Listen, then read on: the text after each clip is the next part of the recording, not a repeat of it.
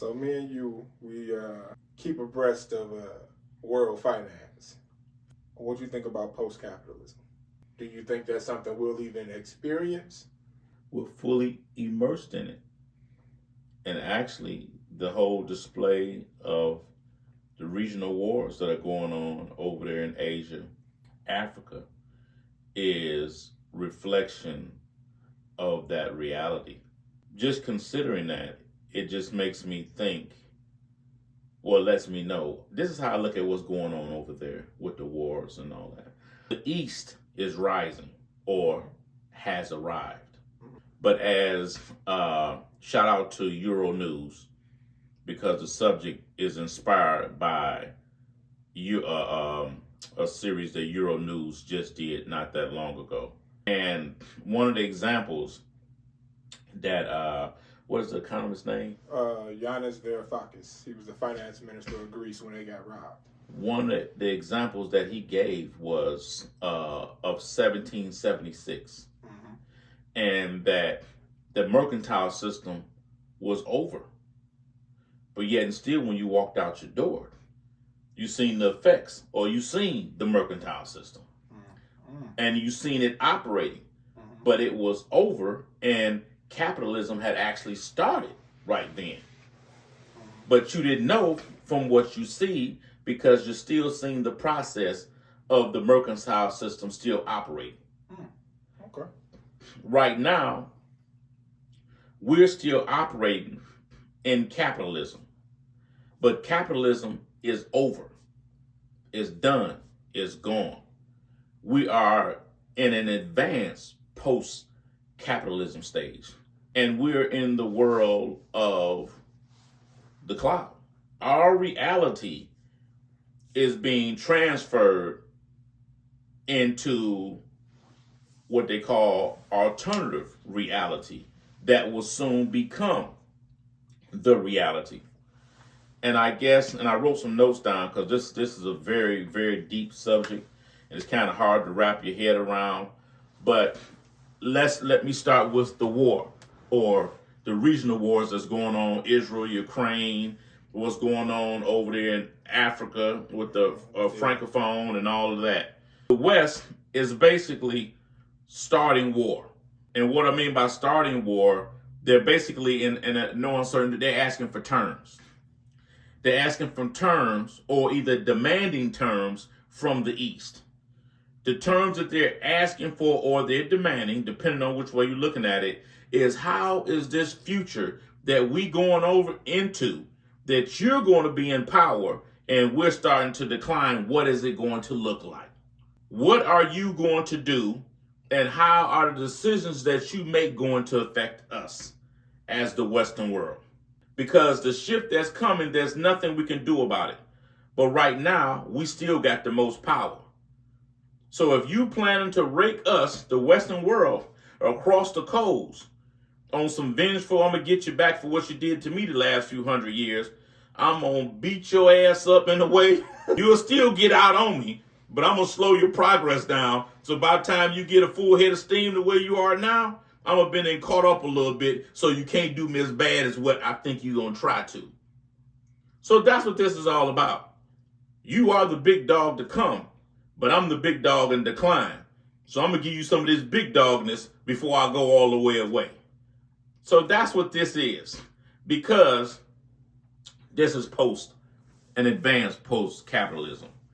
And your capitalism, I guess the best examples that we could give, your capitalism initially was, and I wrote some notes down. I'm going to read it directly off my notes. Produced means of production. That's capitalism. Produce means, in terms of, let's say, the plant. We're the big three up here in our region. Produce means of production. That means you're producing cars. You're producing soap. You're producing clothing. You're producing, can make a living with. So if the factory built the truck goes to do construction or whatever. Exactly. And that's your market. Okay, we're moving from that.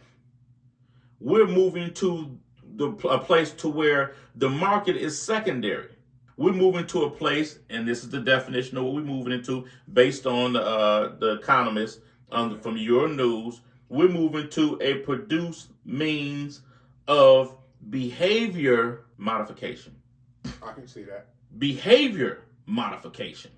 So when you look at the cloud in terms of Alibaba, Amazon, even Walmart, you say, well, wow, their cloud is the most valuable assets that it has.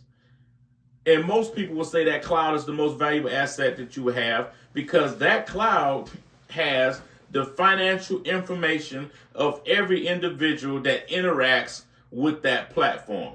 Remember the word platform. That's what makes it so valuable. But what you don't understand is that's not the value. Because how money is going to be interpreted in the future is going to be much different. The most valuable thing about those clouds are, again, I'm going to read the produced means of behavior modification. It's your behavior. Because that algorithm that's in that, the algorithm that has access to that cloud is defining each one of us on an individual basis, but your behavior, what you like, what you don't like. Like the example that the one gentleman gave. If me and Tion is going into a shopping area that's owned and monopolized by this one individual that owns all the shops in the area or whatever the case may be. We're looking at these materials in there. Okay, the materials is owned by that owner. We look and say, we're not going to buy nothing in here because we don't like the owner and that he's monopolized the whole of the area. Monopolization will not be a concern inside of this post-capitalistic world because there will be no such thing as monopolizing because this will not be based on a market. Inside of the cloud, Tion can put, in this exact example, exotic binoculars. I can put exotic binoculars. He's not going to see the same exotic binoculars that I'm going to see. The ones that he sees may have butterflies on them. The ones I see may have hearts on them because the algorithm knows exactly what I like. And it knows what to offer. Same way with Tion. And here's the thing that's scary. Inside the case where there's monopolization going on, we know who owns these products. It's a certain owner. So he's controlling what we're seeing. That's what capitalism is. The produced means of production, or manifestation of production. The market is controlling what you buy, what you see, what you're looking at under the terms of the cloud, with the produced means of behavior modification. You're only going to see what you like. You're not going to see what Handsome Hal likes. You're not going to see what Tion likes. And what's happening inside of this, and the danger to it, is that we're teaching the algorithm to, guess what? In time, teach us. I guess when I hear a lot of what you say, the sentiment that you have is something that I agree with entirely. I'm personally by no means a fan of Amazon or any of these tech giants, and I hate the level of influence they have over our lives. But I think of it more in terms of algorithmic persuasion. I think of it more in terms of slightly sociopathic tendencies to monetize our attention in ways that leads us to be more angry with each other than we should be. So I wonder sometimes if maybe the real brunt of your concern is not more about algorithms and the way that they're used. I love algorithms. The question is, who owns the bloody thing? Yeah. Right? Okay. If one person owns the algorithm that controls billions of people, then we have something worse than 1984. Yeah. We're shifting towards Brave New World. And what makes this dangerous is because ownership is the danger. Whoever owns that cloud owns the algorithm and all the information that's encapsulated inside of it. A market does not own it. It belongs to a certain small group of people that have the money to have this algorithm inside of this extremely huge cloud that we all participate in, and knowing exactly how to start teaching us. Can I say something? Of course.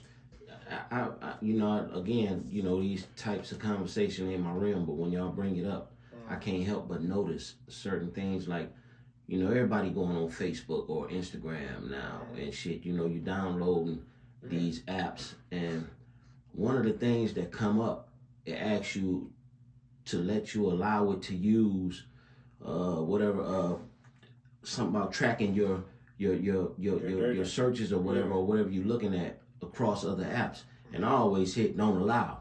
But it's funny how I could be laying in the bed with my wife and I'll be talking about, hey, I need to go buy such.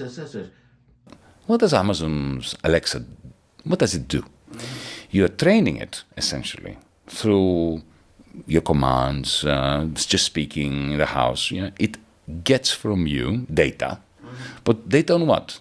On you, on your preferences. So you are training it to learn how to give you good recommendations. So I don't know about you, but when Amazon recommends a book, I always want to read it because it knows me.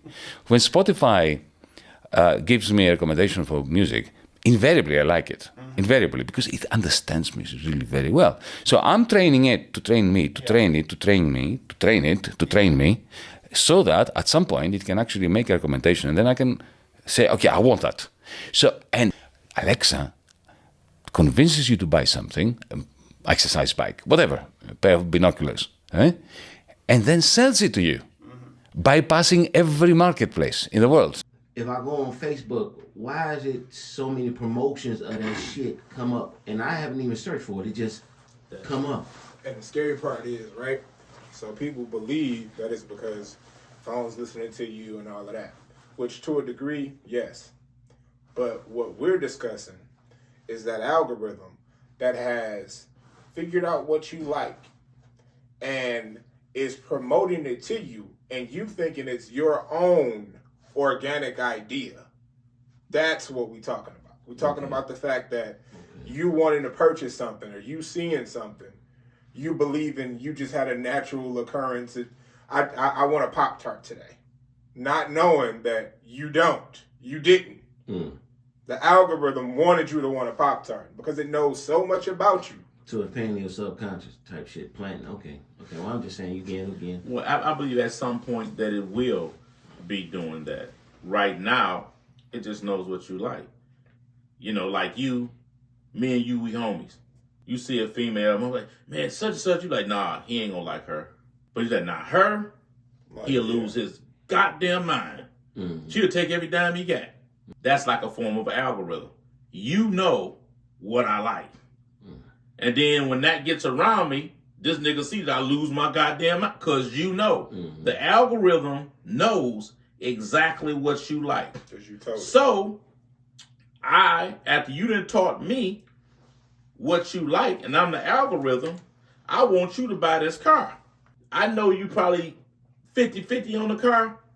I'm going to put that bitch in that car that you going to lose your goddamn mind about. And in this advertising, make you feel that you can get these kind of women all day with this because this is what they like. What you going to do? Buy that goddamn car. You see, so that's what the algorithm becomes. But what's more dangerous is this: feudalism. Feudalism was based, the mercantile system was based on feudalism. Feudalism, for those that don't know, is basically ownership of land. Okay, and what happened is the people or the noble class that are feudalists, they own the land and they give you access to the land. You get access to the land, you grow whatever you're growing. All I do is charge you rent. I don't have nothing to do with what you're doing. And then there'll be some people that's homeless or whatever the case may be, they maybe buy stuff from you or whatever. But at the end of the day, you become a vessel of mine. Amazon gives every day fantastic opportunities to producers to reach all these, not this is ancient, but all the paraphernalia of podcasting and so on allows all of us to be broadcasters.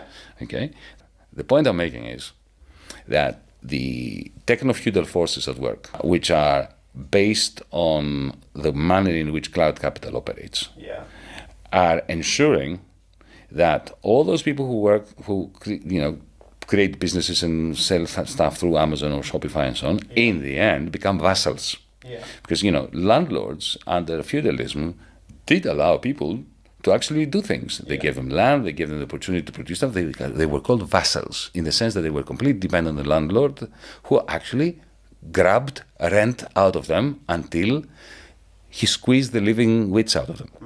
Because that's my land. And I'm allowing you to use that land to grow stuff on and do all this. Some people that can't afford to have that land, or I don't give the land to, they'll buy from you, but they all become vassals. And then there's different levels of vassals that are working under me, and all you're giving me is a rent. At some point, you're not going to be able to pay that rent. And when you can't pay that rent, then you become a subject of mine, because then you become indebted to me, and it continues to grow. So what happened, you have that same process from farming that moved over to industry. But it's the same process because I own the industry. So where you had the land, that's where the term landlord came from. Okay, then it moves into industry, where there's buildings, big corporations and all that. I still own the land because I own the company. The company is just another form of land that I own, and you're in there working in whatever position that you're in, and you still are my vassals, and I'm still being paid rent. So only thing that's happening is this reality is being moved into the cloud. So now you have your Amazon. Bezos don't make nothing. Bezos don't have no plan to make nothing. But Bezos makes 30 to 40% off everything that's sold on Amazon's platform, because the platform is the land. Accumulated is accumulated in the form of rents that Bezos charges capitalists for access to this digital fiefdom.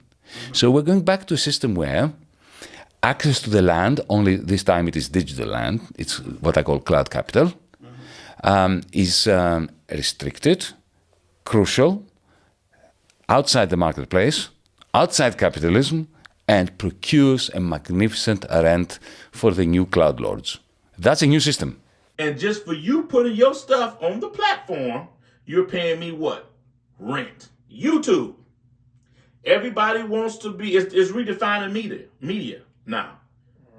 It's redefining media and all, everything. It's even redefining how we receive news now because of what we're doing.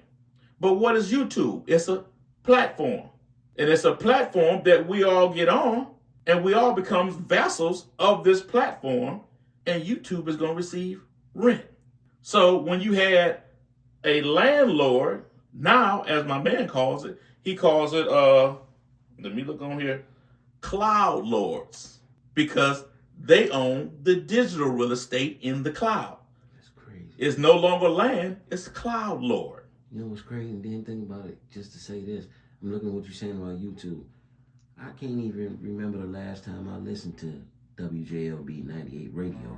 Motherfuckers don't even listen to the radio Magazines, anymore. Newspapers, CNN, Fox. TV. You don't look at that no more, period. Man. You're interacting with your reality, and the algorithm sends you what it thinks you want to see. So you can easily not see things and never know anything about it if someone don't send it to you. So this is where we at. But the thing is, like you had your planner class over here.